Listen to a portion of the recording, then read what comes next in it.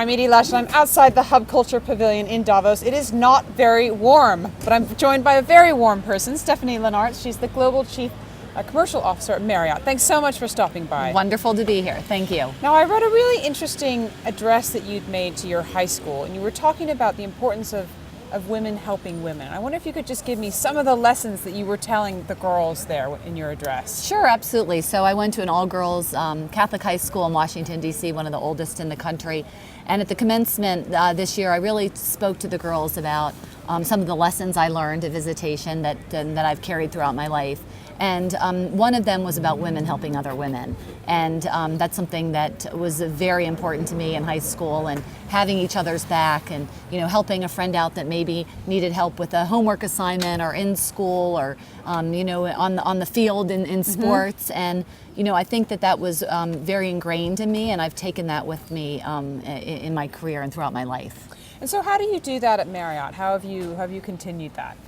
Yeah, I think, I've been at Marriott for almost 20 years, and I've seen a lot of change at the company over that time frame, including really a lot of advancement in terms of women in leadership. Our CEO actually has 4 female direct reports, so 4 females in the C-suite.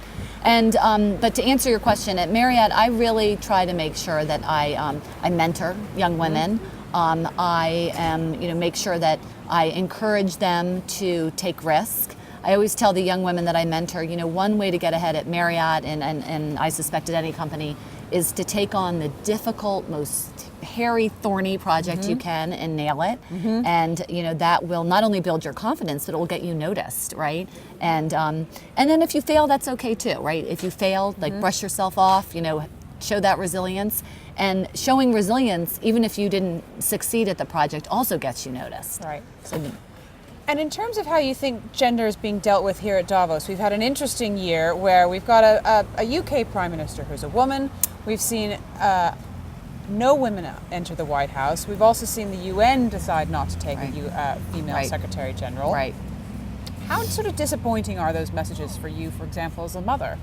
Yeah, I mean, they are disappointing. I wish we had seen more progress in the world this year than we saw. But that being said, I also see signs of progress. I think I find it very exciting and motivating to me to have had the opportunity to meet some of the female CEOs who are here. Not as many as I would have hoped it would be in the world, but whether it's Mary Barra from General Motors, or Ginny Rometty from IBM, or Catherine Engelbert from Deloitte. I mean, I've had the opportunity to spend time with these women at the conference, and they truly motivate me. So my hope is someday we have, more than 6 or 7% of female CEOs in the world. I think it's in that ballpark now.